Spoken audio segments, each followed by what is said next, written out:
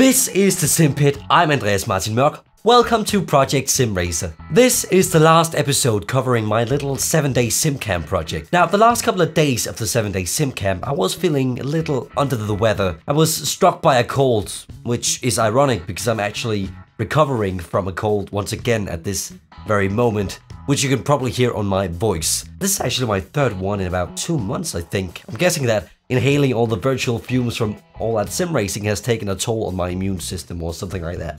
Anyway, I'll still try to do my best to guide you through this, and hopefully my voice and probably more importantly, your ears will survive for the duration of this video. So for day 5, it was all about testing my racecraft without too many points on the line and testing out the race dynamics of the respective tracks of that week. So, coming up are 2 short post-race recaps of 2 races I ran in that day. One in the Skippy at Road America and one in the Star Master at Canadian Tire Motorsports Park. Okay, first of all, my biggest problem in this race was probably qualifying. As you see here, I'm on my first outlap, and yeah, I don't survive the first turn. Well, technically the second turn, but the first turn after pit out. And I actually, the next lap was my fastest of the bunch, but it wasn't really all that fast. It's what I would consider a banker lap. Anyway, we got 4th on the grid, and let's take a look at that. Here we are, got a decent start. This guy in the Red Bull car, the number 1 car here, he got an amazing start. Look at this, he's just flying, and he goes into first. Good job by him. Passes on the outside there. I had a pretty uneventful first few laps. On lap 3, the 4 car, which is in front of me, makes a mistake there, trying to pass the Red Bull car on the outside. Luckily he keeps a couple of wheels on the racetrack, which saves him, allows me to get in front of him, and he goes to the back of this 4-way train. Right, so after a few laps, I'd fought my way up into 2nd place, and this is where I started having some issues, because I was, through the last 3 corners, I made 2 outside passes, but only because the guy on the inside backed off, which this Red Bull car does not want to do. So I need to set him up properly in the Moss corner. I need to be very, very close to him, so I can get alongside him, get a good run down the Marianne and ready straightaway. But it almost led us to disaster, as you can see here. Going through Moss corner here, going very slowly here. Just look how close I am. I actually have to touch the brakes, which makes me just get a bit of a slide. It wasn't a big deal, I could save it easily, but that killed my straightaway speed. So definitely I need to be careful, but then again it was kind of necessary if I wanted to get past him. Coming on to lap 12 here, and this is where I make a very, very stupid mistake. Let's see here. And there I'm off, and no way to save that. Which was a shame, because this was actually a really, really good race. Very close and clean racing, and I thought I was doing very well. But as you can see here, I accidentally took double downshift into 4th, and I was just kind of panicked trying to get it back into 5th, because I thought I was going to blow up my engine. And in doing so, I get a bit of a slide, which is very normal for this corner, but I overcorrected, and then I'm into the tire barrier here. So yeah, I mean that was one of those mistakes that just cannot happen, but it's still one of those things that if I'm just conscious about it, it shouldn't happen. And the rest of the race was actually very, very good. If I can repeat this race without double downshifting into turn 2, I should be in a pretty good position for the SOFs on Sunday. So yeah, here's the 2nd race we ran in the Skippy at Road America. I was gridded 3rd here, and got away nicely. We made a small train up front of just 3 cars. We started gapping the cars behind us and just traded positions back and forth. You know, very, very standard Road America stuff because of the huge straightaways. But then on lap 6, I I chose a new tactic. I decided to hang at the back of this little 3-car train because they were pretty aggressive. I was in the lead at one point, and it just kept pushing and pushing, and I thought they were gonna clash at some point. So here I just start hanging back just a slight bit, make sure they have enough space if any incidents were to occur. But that proved costly, as in this section down here I started making some mistakes.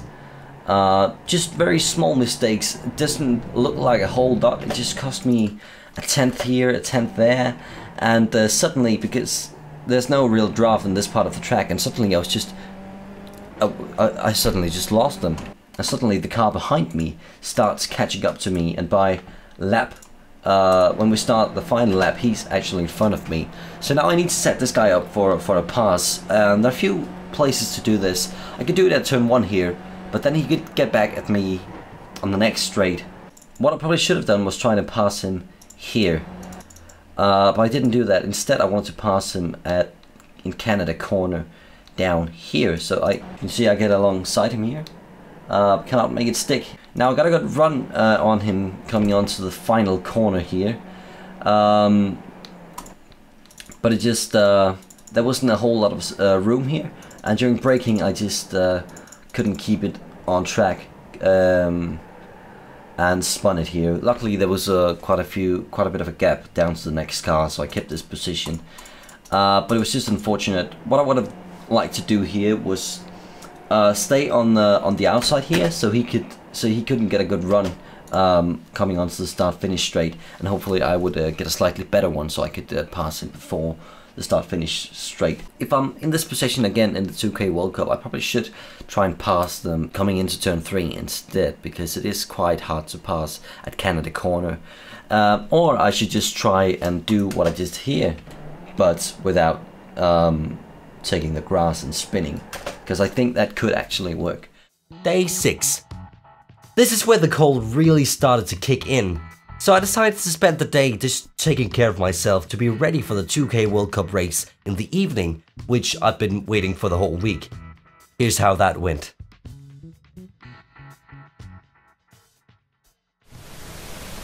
Green flag. Alright, we're off. See if we can get this guy in the braking zone. Left side. Still there. Oh, bit of lag. You're probably experiencing that as well. Sorry about that. Should be better once we're spread out a bit more. Still there. Still there. I'm gonna have a terrible run now. Clear him. Clear. Or maybe not. He backed off. That's nice of him. Let's see. People are probably gonna die down here now. That's much. Whoa, shit. Right side. In and out. Clear. Clear. There we go. Coming. Perfect. Ooh, got a good run here. Left side. Still there. Clear if you need it.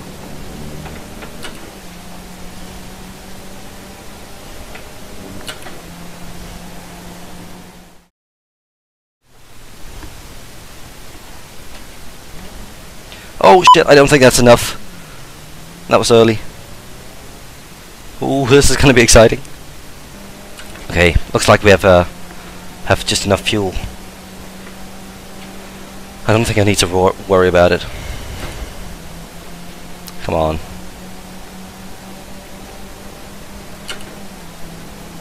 Left side. In and out. Still there. Woohoo! One on the right side. One wide. Still there. Still there. Still there. Clear, clear, clear. On your right. In and out.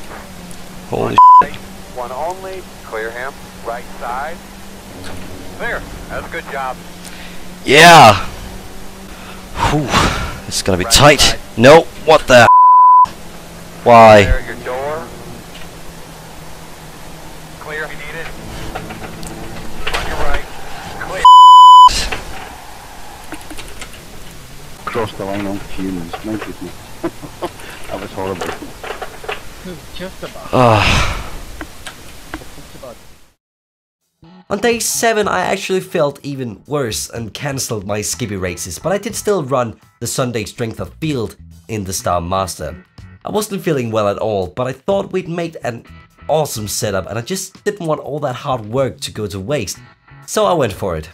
I was ranked 12th in a tight field with a strength of 2768, and here's how my qualifying went. Here I'm coming into White's corner, just about to start my flying lap for qualifying of the Sunday strength of field race. Coming down to turns 1 and 2 here, which are full throttle for me. Some people have setups which require a bit of a lift, but mine doesn't. It has a bit more oversteer, but it does grab a bit of speed by going more sideways, which you can see here as we go across the bump. Have to almost correct it, but then again not. Here I just slightly tap the grass, but I keep it on track. It's important to be patient here and get hard on the gas on exit. You can get a lot of understeer there if you don't get the line right. This corner is full throttle for everyone, no problem. Now it's a bit of a tricky braking zone here, and then it's just a leap of faith into this moss hairpin and hard on the gas to get a good exit down onto the Mario and Andretti straightaway. Now that the corner actually is a bit of a just shooting the car into the corner and just hoping for the best, because it is very hard to make corrections mid-corner.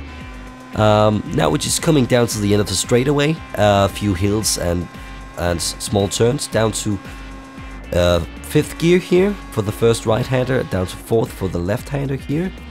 Very flowy and fast, down to 3rd gear, just getting all of the track, use all of the track here and across the line for a fairly decent qualifying lap.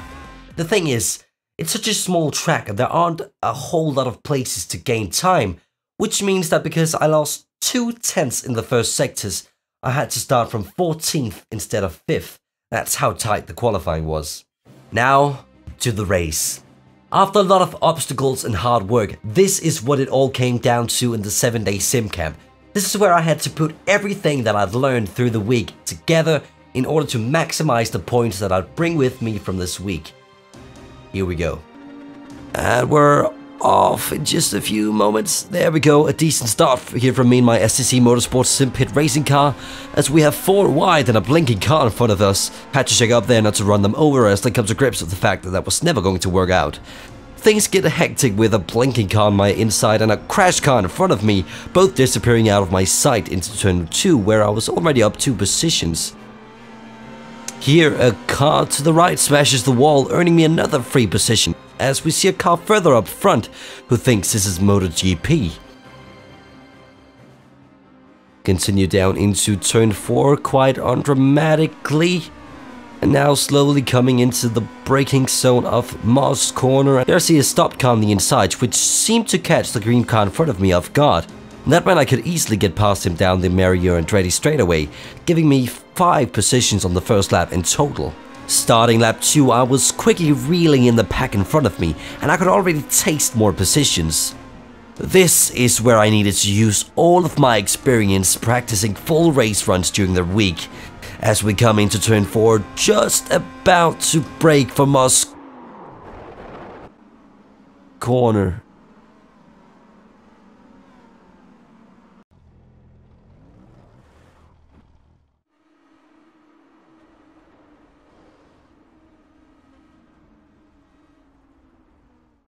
Honestly, I couldn't really do anything but laugh. There was nothing going my way that week, and when things were going my way, I made damn sure to screw it up for myself anyway.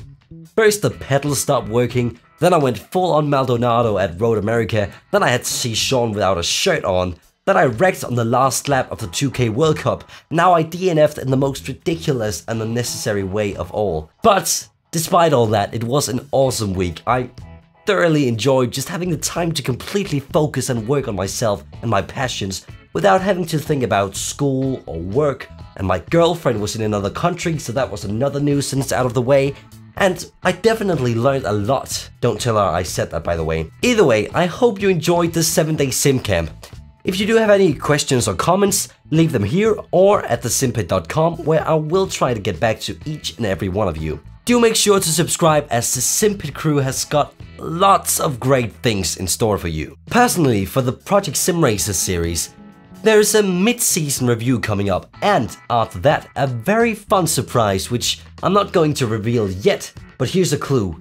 It involves me having to go outside. But you can follow me on Twitter for more updates on these videos.